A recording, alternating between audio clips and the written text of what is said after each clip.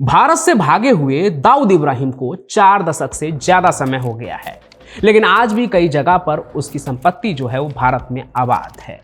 न जाने उसके कितने ही संपत्ति को सरकार ने जब्त कर लिया, कितनी ही बार उसकी नीलामी हुई, लेकिन दाऊद का नाम उन संपत्ति, उन प्रॉपर्टी से ऐसे जुड़ा है कि उस पर कुछ और हो ही नहीं पाता है। जिसने भी उसकी प्रॉपर्टी ली वो डर के साए में जीता है।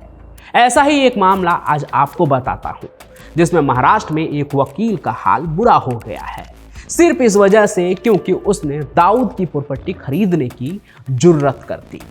इस साल के शुरुआती महीने की बात है।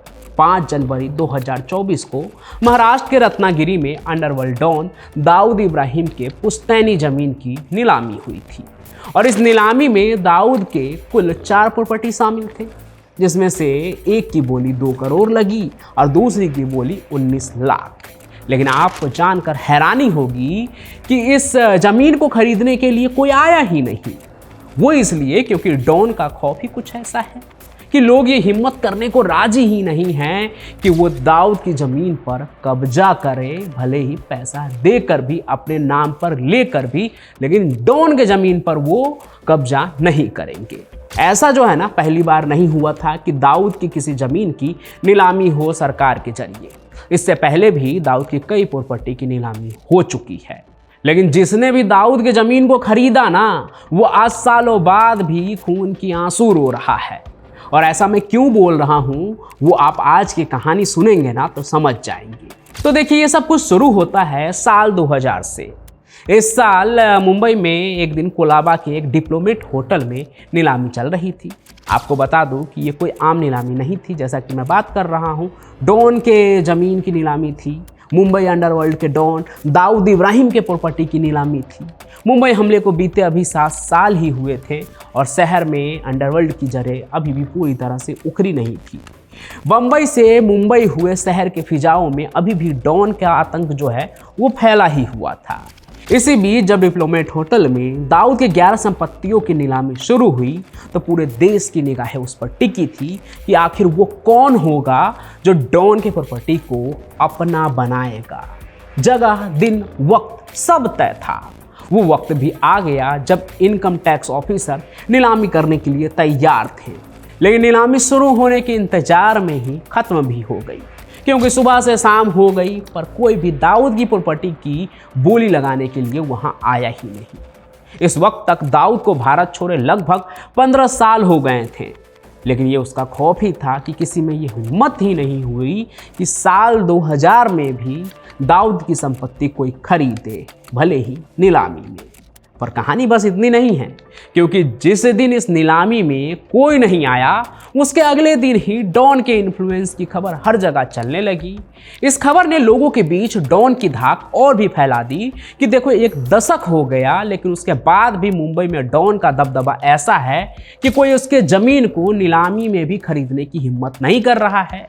तो जब ये खबर पूरे देश में सुर्खियां बटोर रही थी ना, तब दिल्ली के एक वकील जो शिव सैनिक भी हैं, यानी कि बाला साहेब ठाकरे जी की जो पार्टी है उसमें नेता हैं, वो उनका नाम है अजय श्रीवास्तव। इस खबर को सुनने के बाद उन्होंने ऐलान कर दिया कि अगली नीलामी में वो लगाएंगे दाऊद की प्रॉपर्टी पर बोली और उसे अपने नाम कर लेंगे। अब देखिए, शिवसेना और दाऊद के बीच रंजिश जो है ना वो काफ़ी पुरानी है और वो रंजिश इतनी गहरी थी कि एक बार दाऊद ने बाला साहब ठाकरे की नाम की सुपारी निकाल दी थी। मारने वाला तो बाला साहब के घर तक घुस गया था। खैर, ये कहानी तो आप सुन ही चुके हैं। आज की कहानी में इसे बताने का मकसद ये है कि जब शिवसेना से जुड़े वकील ने बोली लगाने का ऐलान किया तो खलबली और भी मच गई। और भी हंगामा तब मचा जब अगली नीलामी मार्च 2001 में हुई और उस नीलामी में अजय श्रीवास्तव ने बोली लगाई और मुंबई के नागपाड़ा के जयराज भाई गली में जो दाऊद की दुकान थी वो उनके नाम हो गई। ये बात अलग थी कि उस नीलामी में बोली लगाने वाले वो अकेले थे, पर पहली बार किसी ने नीलामी में दाऊद की संपत्ति को अपना बनाया था। ये खबर इसलिए और भी ज़्यादा बड़ी बन गई। अब आप सोच रहे होंगे, जब सब कुछ हो गया तो इसमें डॉन ने कहाँ कुछ किया। असल में देखा जाए तो डॉन ने सीधी तौर पर कुछ भी नहीं किया, लेकिन फिर भी आज तक खरीदी हुई वो संपत्ति वकील साहब की नहीं हो पाई। पाई चुकाने के बाद भी दाऊद के नागपाड़ा वाले दुकान पर उनका कब्जा नहीं हुआ।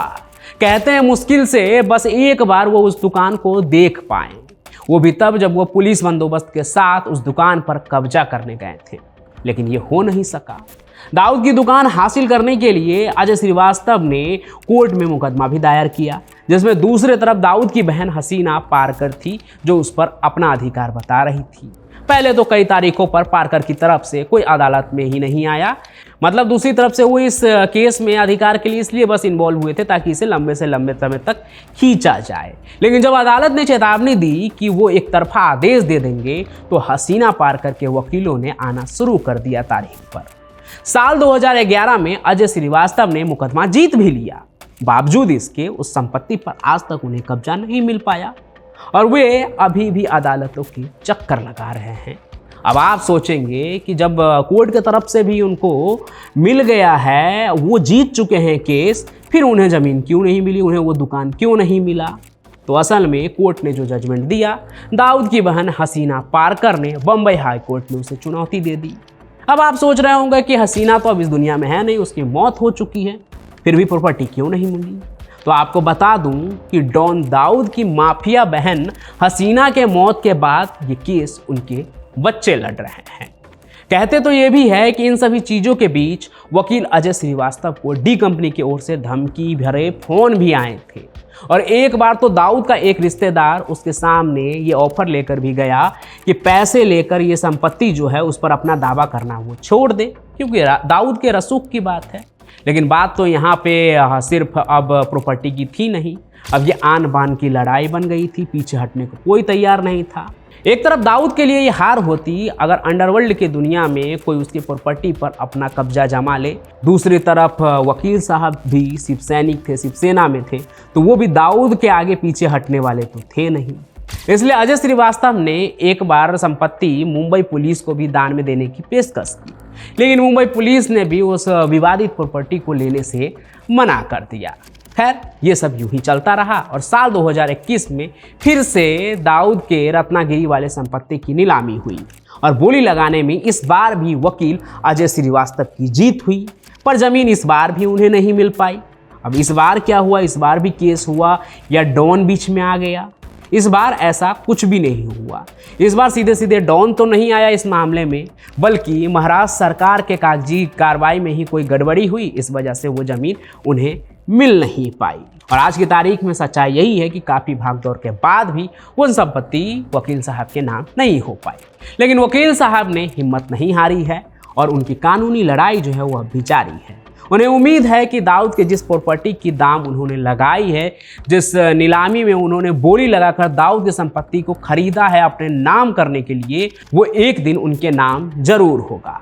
वैसे ये पूरी कहानी सुनने के बाद आप क्या सोच रहे हैं? आपको क्या लगता है कि दाऊद की संपत्ति पर क्या करना चाहिए? सरकार को कैसे कदम लेनी चाहिए? इस तरह के डॉन के जो बेनामी संपत्ति होते हैं या जिस तरह से वो भारत में आतंक फैलाते हैं, उस हिसाब से उनके संपत्तियों के साथ क्या होना चाहिए, ये आप कमेंट में ज़रूर लिखिए। साथ ही साथ इस कहानी को लाइक कीजिए, ज़्यादा से ज़्यादा शेयर कीजिए, हमारे इस चैनल को सब्सक्राइब भी ज़रूर कर लीजिए।